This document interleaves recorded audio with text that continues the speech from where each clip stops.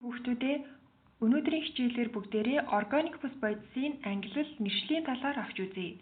Та бүхэн дэвтэр дээрээ дараах агуулгыг бичээд аваарай. Уг хичээлийн дараа бүгдээрээ энэхүү агуулгын хүрээнд бусад хүмүүс тодорхой хэмжээний мэдлэгийг олгох чадвартай болсон байх болно.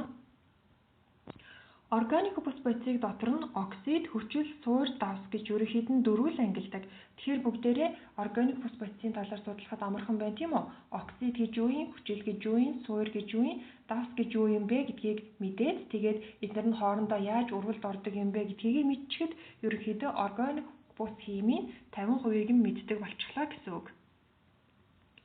Оксидыг дотор нь давс үүсгдэг, давс үүсгдэггүй гэж хоёр ангилдаг. Давс үүсгдэггүй оксидууд N2O, NO, CO, H2O гэсэн оксидууд багтдаг. Та бүхэн давс үүсгдэггүй оксидуудыг цээжлэх шаардлагатай юм. Харин давс үүсгдэг оксид нь хүчлийн, суурийн, амфтер гэсэн гурван төрөлд ангилагддаг.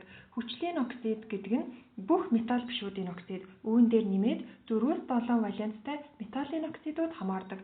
Одоо бүгдээрээ жишээ авч үзье. Жишээ нь SO2 байлаа гэж бодъё. Энэ нь юу вэ? Металл биш элементийн оксид. SO3 металл биш элементийн оксид. CO2, NO2, P2O5, P2O3 бүгдээрээ металл биш элементийн оксидууд байна тийм үү? Харин манган 2O7 гэх юм бол манган нь металл элемент. Манган маань энд 7 валентээр орсон байна тийм үү? Тэгэхээр 4-7 валенттай металлын оксид байх юм бол энэ хүчлийн оксид байдаг тийм ээ? Тэгэхээр манган маань 7 валенттай орсон учраас хүчлийн оксидд хамаарч байна. Холоор 2O7 гэхээр металл биш элементийн оксид тул мөн хүчлийн оксидд хамаарч байна. Суурийн оксид гэж 1-3 валенттай металлын оксидууд хамаарна. Жишээ нь кальцийн оксид, калийн оксид, зэсийн оксид байна. Кальцийн маань 2 валенттай, калийн 1 валенттай, зэс 2 валенттай металлууд байна. Эдгээрийн оксидууд нь суурийн оксидод хамаарна. Амфтер оксид гэж амфтер элементүүдийн оксидууд байна. Та бүхэн мэдэж байгаачлан цөөн хэдэн амфтер элементүүд байдаг. Тухайлбал цайр, хөнгөн цагаан, сахиур гэх мэт элементүүд. Тэгэхээр цайрын оксид, хөнгөн цагааны оксид, сахиурын оксид нь амфтер оксидуудад хамаарах нэ. Металлын валентн бага байх тусам суурлах шинж чанар, оксидын суурлах шинж чанар нь ихсдэг. Металл биш элементийн валент нь их байх тусам яах нь хүчлэлт шинж чанар ихсдэг. Яагад гэвэл хүчлийн оксид чинь өөрөө юунаас бүрддэг вүлээ? Металл биш элементүүдийн оксидууд нэмэх нь 4-7 валенттай металлын оксидууд байдаг. Суурийн оксид гэх юм бол металлын яг 1-3 валенттай металлын оксидууд байдаг шүү дээ. Тэгэхээр валентн бага байх тусмаа буюу яах нь валент нь 1 байх тусмаа суурлах шинж чанар нь их байна гэсэн үг. Одоо та бүхэн дараах дасгалыг дэвтэр дээрээ ажиллаарай. Дараах харагдаж байгаа оксидуудыг давс үүсгдэг, давс үүсгэхгүй гэж ангилаад түүнийхээ дараагаар хүчлийн, суурийн, амфтер гэдгээр нь ангилаарай. За 2 дугаар бүлэг сэдв маань хүчил байна. Хүчлийг дотор нь хүчил төрөгчтэй, хүчил төрөгчгүй гэж хоёр ангилна. Хүчил бол маш цэвэрлэхэд амархан байдаг. Хүчил төрөгчтэй, хүчил төрөгчгүй. Хүчил төрөгчтэй гэдэг нь хүчил төрөгч гэдэг элементийг томьёондоо агуулсан. Хүчил төрөгчгүй гэдэг нь хүчил төрөгч гэдэг элементийг томьёондоо агуулаагүй хүчил. За хүчил төрөгчтэй хүчлийг 1 суурьтай, 2 суурьтай, 3 суурьтай гэж 3 ангилдаг. 1 суурьтай гэдэг нь 1 ширхэг ус төрөгч агуулдаг, 2 суурьтай гэдэг нь 2 ширхэг ус төрөгч агуулдаг, 3 суурьтай гэдэг нь 3 ширхэг ус төрөгч агуулдаг байх нэ. Хүчил төрөгчийн хүчил гэдэг нь яах нь дотроо 1 суурьт, 2 суурьт гэж хоёр ангилагддаг. 1 суурьтай нь ганцхан ус төрөгчтэй, 2 суурьтай нь 2 ширхэг ус төрөгч агуулдаг байх нэ. Хүчил төрөгчгүй хүчил дотор H2S, H хлор, H бором, H йод, H фотор гэх мэт хүчлүүд багтдаг. Эдгээрийг нэрлэхдээ хөхөр тус төрөгчийн хүчил, хлор тус төрөгчийн хүчил, борон тус төрөгчийн хүчил, йод тус төрөгчийн хүчил, фотор тус төрөгчийн хүчил гэж нэрлэдэг. Харин HCN гэдэг томьёотой синилийн хүчлийг мөн цяны хүчил гэж нэрлэдэг байна.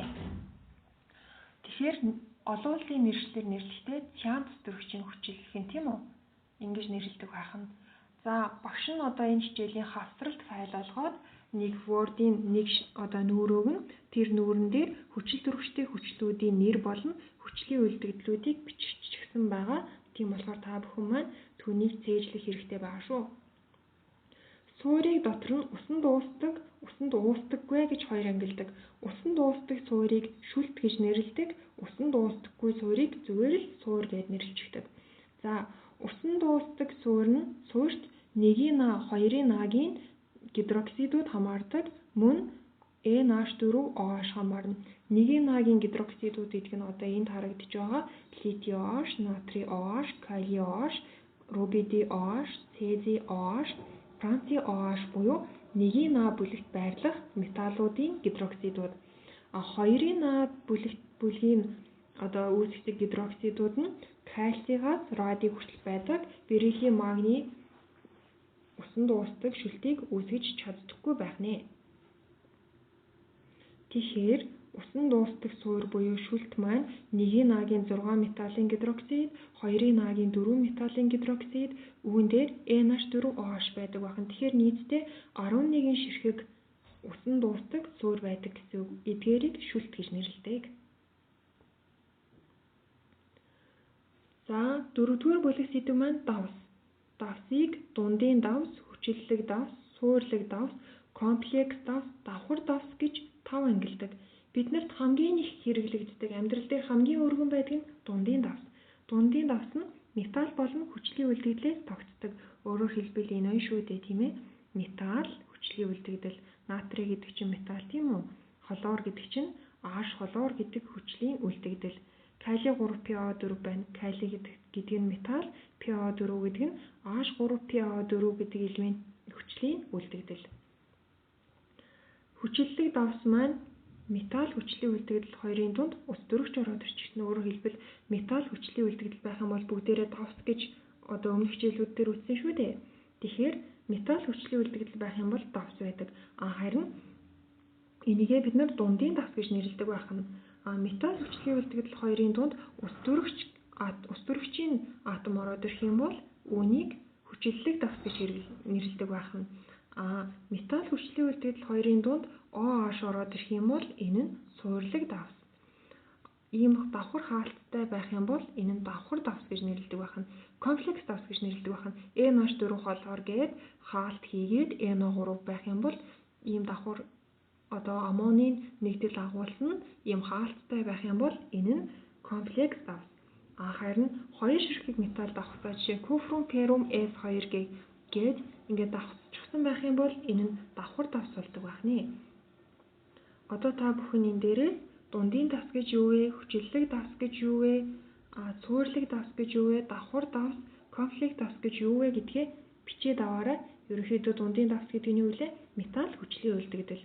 Хүчиллэг давс гэдэг нь металл хүчлийн үлдэгдэл хоёрын дунд ус төрөгч ороод ирчихсэн байгаа. Суурлаг давс гэдэг нь металл хүчлийн үлдэгдэл хоёрын дунд OH-ийн бүлэг ороод ирчихсэн.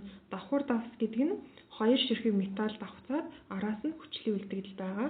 Комплекс давс гэх юм бол аммонийн аммонийн ион маань бусад анионуудтай комплекс байдлаар нэгдсэн байна гэсэн үг. За, анхаарал хандуулсанд баярлалаа. Та бүхэн хавсралт хийсгээд хүчил төрөгчтэй хүчлийн талаар тодорхой үзээрэй. Хүчил төрөгчтэй хүчил маань HNO3, H2SO4, H3PO4 гэх мэт яах нь хүчлүүд байна. Хүчил төрөгч агуулсан хүчлүүд байдаг байна. Хүчил төрөгчтэй хүчлийн онцлог гэх юм бол ус төрөгчийн атомыг нь аваад үлдсэн хэсэг нь буюу жишээ нь HNO3 байлаа гэж бодъё. Эндээс ус төрөгчийг аваад NO3 болгочих юм бол хүчлийн үлдэгдэл болчихдог. Хүчлийн үлдэгдлийг нь нитрат гэж нэрлэдэг. За, H2SO4 гэдэг хүчил байлаа гэж бодъё. Хүчил төрөгч агуулсан хүчил. Энд дээрээс ус төрөгчийг нь авчихлаа гэж бодоход SO4 үлднэ дээ. Энэ нь хүчлийн үлдэгдэл гэж нэрлэдэг. Өөрөөр хэлбэл аливаа хүчлээс ус төрөгчийн катионыг нь салгаад үлдсэн хэсгийг нь үлдсэн хасагцын нэгтэй хэсэг буюу үлдсэн анионыг нь хүчлийн үлдэгдэл гэж нэрлэдэг. Тухайлбал H2SO4-ийн хувьд SO4 гэдэг маань хүчлийн үлдэгдэл болж таарлаа. Үүнийг сульфат гэж нэрлэдэг гэх мэтээр бүх хүчлийн нэрийг болон хүчлийн үлдэгдлийн нэрийг өгсөн байгаа. Та бүхэн хавцралт хэсэгт өгөгдсөн хүчил болон хүчлийн үлдэгдлийн нэрсийг сайтар зээжлэх хэрэгтэй юм шүү.